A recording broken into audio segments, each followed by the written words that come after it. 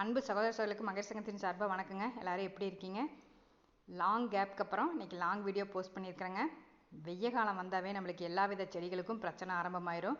பூச்செடி மட்டும் இல்லைங்க, காய்கறி செடிக்கும் தான்.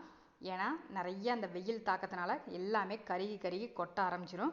இன்னைக்கு அதுக்கு ஒரு மாற்றான ஒரு இயற்கை உரம், அதாவது நம் முன்னோர்கள் பாரம்பரியமாக விவசாயத்தில் பயன்படுத்தின ஒரு இயற்கையான உரம் தான் நான் இன்னைக்கு சொல்ல போகிறேங்க. அதை நிறையா கொடுத்து மகசூல் எடுத்துருக்குறாங்க. இன்றைக்கி நம்ம சிம்பிளாக மாடி தோட்டத்துக்கும் அதை யூஸ் பண்ணலாம். எல்லார் வீட்டிலும் இருக்கக்கூடிய காய்கறி பூச்செடிக்கு நம்ம யூஸ் பண்ணலாங்க. இது யூரியாவுக்கு மாற்றாக நம்ம யூஸ் பண்ண போகிற உரம் தான் இது. இதில் நிறைய தலைச்சத்து, மணிச்சத்து, சாம்பல் சத்து நிறைஞ்ச ஒரே ஒரு உரம், இயற்கையான உரம்னா இதுங்க. இது ஃபஸ்ட்டு காமிச்சது டீ தூளுங்க. இது தாங்க அந்த யூரியாவுக்கு மாற்றாக எடுத்த உரம். கடலை புண்ணாக்கு எல்லாருக்குமே தெரியும், ஒரு ஈஸியாக கிடைக்கக்கூடியதான். இது எங்கள் வீட்டில் நான் யூஸ் பண்ண பழத்தோல் தான் எடுத்து வச்சுருக்கேன். இப்போ இந்த 3 உரத்தை நான் ஒன்றா மிக்ஸ் பண்ணி கொடுக்க போகிறேன். ஏன்னா பழத்தோல் காய்கறி கழிவு உங்களுக்கு எவ்வளோக்கு எவ்வளோ கொடுக்குறோமோ இந்த வெயில் காலத்தில் அந்த அளவுக்கு நம்மளுக்கு மேல் மண் காயாது, செடி நல்லா ஸ்ட்ரென்த்தாக வளரும். நுண்ணுயிர் பெருக்கம் ஜாஸ்தியாக நல்லா ஸ்ட்ராங்காக வளருங்க. ஒவ்வொரு இடத்துலையுமே உங்களுக்கு அந்த மொட்டுக்கள் வரப்பையோ சரி, இல்லை செந்தளிர் வரப்பையோ காயவே காயாது, நல்லா வளர்ந்து வரும். நம்மளுக்கு பார்க்குறக்கு எல்லா இடத்துலையுமே நம்மளுக்கு இலைகள் நிறைய இருக்குங்க. இப்போ இதை நல்லா ஒரு 4 நாள் நல்லா ஊற வச்சிடணுங்க.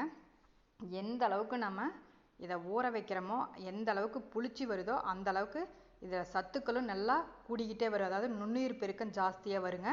இது 4 நாளைக்கு அப்புறம் நம்ம பார்க்கலாம் எந்த அளவுக்கு நான் ஊற வச்சு அதில் மேலே புளிச்சு வந்திருக்குன்னு பார்க்கலாங்க. அந்த அளவுக்கு நம்மளுக்கு நுண்ணுயிர் பெருக்கமும் இது ஜாஸ்தியாக வேர்க்கால்களில் நம்மளுக்கு நல்லா வளர ஆரம்பிக்கும். அடிமண்ணிலிருந்தே நம்மளுக்கு அந்த நுண்ணுயிர் பெருக்கம் இருந்துக்கிட்டே இருக்கும். வளர வளர நம்மளுக்கு மேலே செடி அழகாக வளருங்க.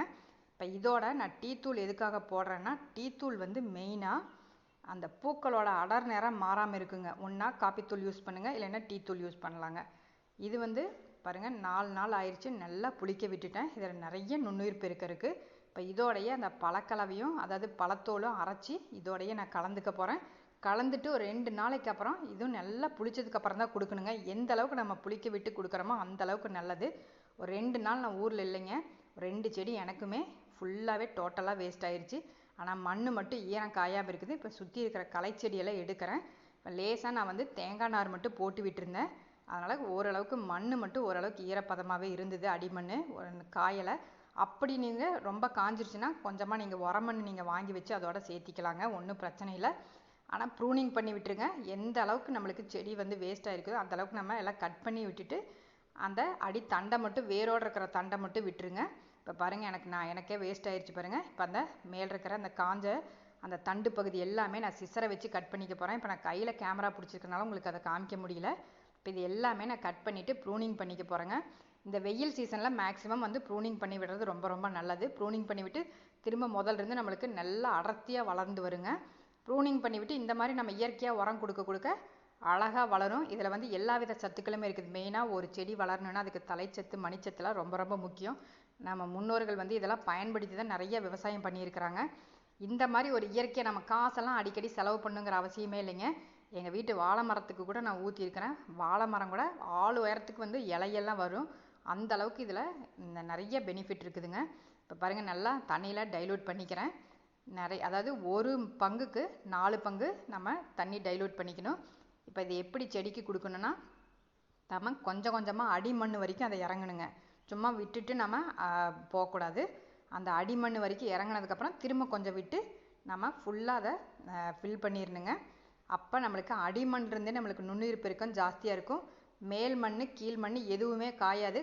அது காயாமல் இருந்தாவே நம்மளுக்கு செடிகள் வளர்ச்சி நல்லா இருக்குங்க. நிறைய செந்தளிர் எடுக்கும். நான் இன்னும் 2 வாரத்துக்கு அப்புறம் உங்களுக்கு காமிக்கிறேன். என்னுடைய செடி நிறைய செந்தளிர்கள் எடுத்திருக்கும். இப்போ பாருங்கள், நல்லா இந்த மாதிரி தண்ணி விட்டாச்சு. இந்த மண்ணுக்கு மட்டும் வெயில் காலத்தில் விடக்கூடாதுங்க. செடிகளுக்கு நல்லா எந்த அளவுக்கு நம்ம ஸ்ப்ரே பண்ணுறோமோ அந்த அளவுக்கு செடி நல்லா ஹெல்த்தியாக இருக்குங்க. இப்போ நம்ம எப்படி குளிக்கிறோமோ அதே மாதிரி தாங்க வெயில் காலத்தில் ஒரு ரோஜா செடி வளர்ப்புங்கிறது ரொம்ப ரொம்ப கஷ்டங்க. ஏன்னா அது ரொம்ப ரொம்ப சென்சிட்டிவான ஒரு செடின்னு கூட சொல்லலாம். இப்போ பாருங்கள், இந்த அளவுக்கு நல்லா ஸ்ப்ரே பண்ணி விடுறேன். நல்லா, அதாவது காலையில் மாலையில் 2 நேரமே நம்ம நல்லா ஸ்ப்ரே பண்ணி விடணுங்க. இந்த மாதிரி ஸ்ப்ரே பண்ணி விட்டுட்டு வந்தீங்கன்னா உங்களுக்கு சகோதரிகள் எனக்கு கமெண்ட் பாக்ஸில் கேட்ட மாதிரி எந்த ஒரு செடியிலையுமே உங்களுக்கு பூக்களோ அந்த மொட்டுக்களோ உங்களுக்கு இளந்தளிரோ எதுவுமே கருகாதுங்க. நல்லா அழகாக வளர்ந்து வரும் பாருங்கள். 2 வாரத்துக்கு அப்புறம் எனக்கு எல்லாமே மொட்டுக்கள் வர ஆரம்பிச்சிருச்சுங்க. இளந்தளிர் நிறைய வர ஆரம்பிச்சிருச்சு. நீங்களும் இதே மாதிரி நீங்கள் ஃபாலோ பண்ணிவிட்டு எனக்கு கமெண்ட் பாக்ஸில் சொல்லுங்கள். இந்த வீடியோ பிடிச்சிருந்தோ லைக் பட்டனை தட்டிடுங்க.